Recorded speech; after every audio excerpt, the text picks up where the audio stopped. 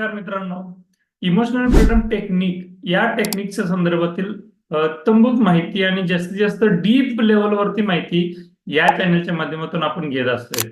पहा मित्रांनो, मी या चॅनलच्या माध्यमातून अनेक लेवलवरती जसं की रिलेशनशिप असेल, पैसा असेल, कर्ज असेल किंवा काही प्रॉब्लेम नाही किंवा तशा वेळी पण ईएफटीचा कसा वापर करायचा, मुलांच्या बाबतीत कसा वापर करायचा या संदर्भात मी डिटेल सांगण्याचा प्रयत्न केलेला आहे. तर आजच्या व्हिडिओमध्ये मला ना 3 तज्ञ लोकांनी कशा पद्धतीने टॅपिंग किंवा ईएफटी ला जगासमोर मांडताना त्यांनी कसा अप्रोच ठेवला ते आज मी तुम्हाला सांगणार आहे.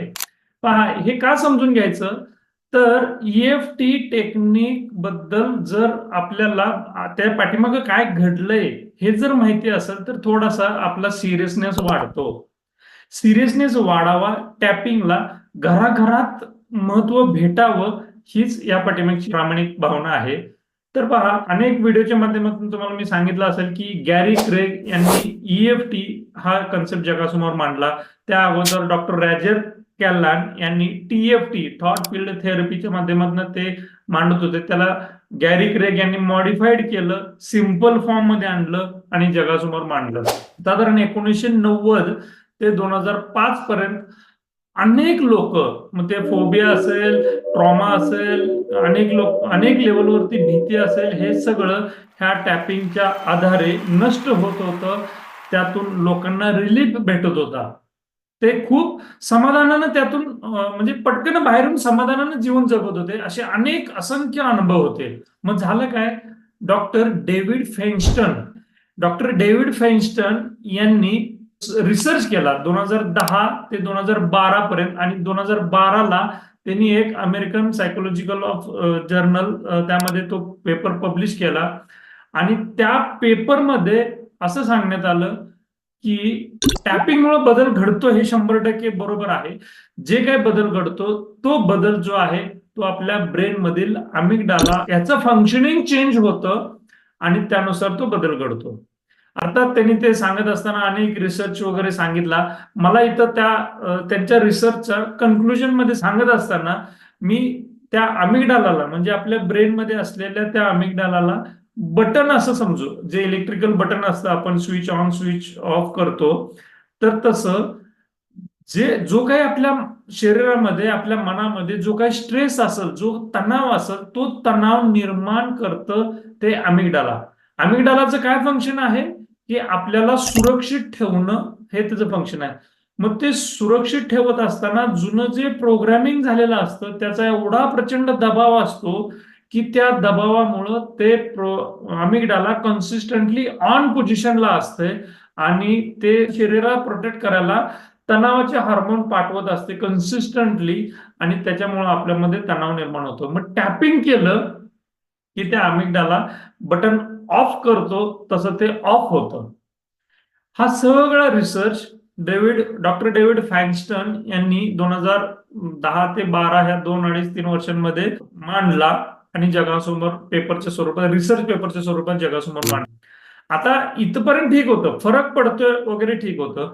मग या अगोदर असं मानलं जायचं टॅपिंगच्या बाबतीत की एनर्जी फ्लो होतोय, ह्या मेरिडियन थ्रू एनर्जी फ्लो होतोय आणि एनर्जी फ्लो डिस्ट्रॅक्ट होतोय जिथं तणाव निर्माण होतो आपल्याला, असं काहीतरी मानलं जायचं. पण डॉक्टर डेव्हिड फेन्स्टन यांच्या रिसर्च नंतर असं समजून आलं की आपल्या अमिगडालाचं फंक्शनिंग ऑफ झालं की हे रेग्युलेशन मध्ये राहतं, नियंत्रणात राहतं आणि आपण स्ट्रेस फ्री राहायला मदत होते. आता प्रश्न असा झाला की ते मेजर कसं करायचं, म्हणजे जो तणाव निर्माण झालेला आहे तो कमी होतोय इथपर्यंत समजलं, पण मेजर कसं करायचं. आणि इथंच डॉक्टर डाउसन चर्च यांनी कमालीचं संशोधन केलेलं आहे. डॉक्टर डाउसन चर्च यांनी मेजर केलं की बाबा आपला हा जो तणाव निर्माण होतोय, हा तणाव किती प्रमाणात कमी होतोय. म्हणजे कॉर्टिसॉल हे तणावाचं हार्मोन आहे, हे तणावाचं हार्मोन किती प्रमाणात ड्रॉप होतंय हे प्रॅक्टिकली लॅबोरेटरीमध्ये त्यांनी मेजर केलं. अनेक क्लिनिकल स्टडीज घेतल्या की ज्या स्टडीच्या आधारे त्यांनी हे सांगितलं की हे मेजर करता येतं आणि हे प्रूव्ह केलं की ऑलमोस्ट 43% पर्यंत कॉर्टिसॉल हे डाऊन होतं, कमी होतं, तणावाचं हार्मोन कमी होतं. आता प्रश्न असा आहे की आपण ते करतो का. पहा मित्रांनो, इमोशनल फ्रीडम टेक्निक टॅपिंग ही अशी टेक्निक आहे की जी पहिल्यांदा जनमानसांच्यात वापरली गेली, अमेझिंग रिझल्ट आले, खूप मोठ्या प्रमाणात लोकांना फायदा व्हायला लागला आणि नंतर मग सायन्स त्यामध्ये डोकावलं.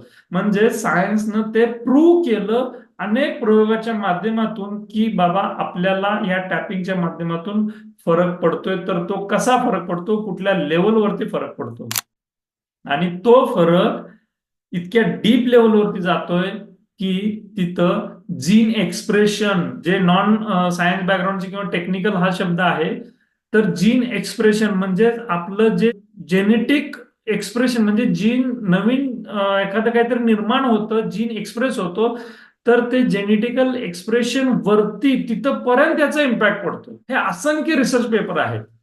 मग बॉटम लाईन काय आहे की अनेक लोकांना, आता ह्या चॅनलच्या माध्यमातून तुम्ही व्ह्युअर्स पाहत असाल, रेग्युलरली टॅपिंग कोण करत नसेल, त्यांना माझं असं सांगणं आहे की टॅपिंग हे तुम्ही रेग्युलरली केलं पाहिजे. हे अमिगडालाचा स्विच ऑफ करणं आपल्याला रोज जमलं पाहिजे. म्हणजे जो तणाव कन्सिस्टंटली आपल्या सिस्टीम मध्ये येत राहतोय, अनेक माध्यमातून येत राहतोय, ते तिथल्या तिथं ते आपल्याला रिमूव्ह करता आलं पाहिजे. म्हणून हे टॅपिंग करणं गरजेचं आहे. आणि तुम्हाला ऍडिशनली जर थोडंसं तुमची क्युरियोसिटी असेल तर तुम्ही डॉक्टर डेव्हिड फेन्स्टन असेल, डॉक्टर डॉसन चर्च असतील, गॅरी क्रिक असतील, यांच्या रिलेटेडचा जो काही रिसर्च आहे तुम्ही चॅट जीपीटीला विचारू शकताय. तिथे इत्तंभूत डिटेल टेक्निकली टर्मिनॉलॉजीज मध्ये एक्सप्लेन केलेलं तुमच्या वाचनात येईल, तुम्ही पहा.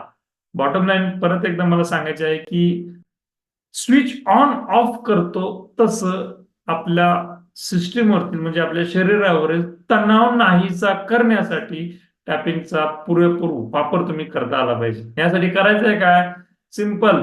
तुम्हाला दोन पद्धतीने तुम्ही करू शकता. एक, ज्या वेळेस कुठल्याही गोष्टीचा तणाव येतो त्यावेळेस तिथं त्या गोष्टीचा, म्हणजे ज्या गोष्टीचा तणाव आलाय ती गोष्ट बोलत बोलत टॅपिंग हलकसं करायचं आहे. जो त्रास होतोय तो त्रास व्यक्त करत करत बोलायचा आहे, असं टॅपिंग करायचं आहे. हलकसं आपल्या ह्या टॅपिंग पॉइंट्स वरती हलकसं टॅप करायचं आहे. तुम्हाला जो त्रास वाटतोय तो असं व्यक्त करायचा आहे. ही झाली सिंपल पहिला अप्रोच. आणि दुसरा अप्रोच, तुम्हाला जाता येता, म्हणजे तुम्हाला थोडासा 2 मिनिटं वेळ भेटलाय, 5 मिनिटं वेळ भेटलाय, तुम्हाला काय बोलायचं आहे ते सुचत नाही, तुम्हाला बोलायचं आहे ते कळत नाहीये, तुम्हाला वाटतंय तणाव आहे, तुम्हाला वाटतंय तणाव नाहीये, तुम्हाला वाटतंय तुम्हाला काहीच आता फरक पडत नाही, अशा वेळी सुद्धा तुम्ही हलकसं टॅपिंग करायचं आहे. आपल्या रुटीन मध्ये, आपल्या दैनंदिन गोष्टींमध्ये इन्व्हॉल्व्ह करायचं आहे. ही ऍक्टिव्हिटी, ही क्रिया सातत्यानं करायची आहे. जसं आपल्याला उठल्या उठल्या ब्रश करणं ही कशी एक सवय डिफॉल्ट मध्ये गेलेली आहे आपल्या, आपण न कळतपणे ते गोष्ट करत राहतो, तसं हे टॅपिंग करायचं आहे. आणि तुम्ही केलं तर तुमच्या जवळचे घरातले सगळेजण करायला लागतील आणि तणावाची पातळी जी आहे, तणाव हा नाहीसा होईल आपल्या घराघरातून. या रिलेटेड तुमचा काही प्रश्न असेल तर नक्की तुम्ही प्रश्न विचारू शकता.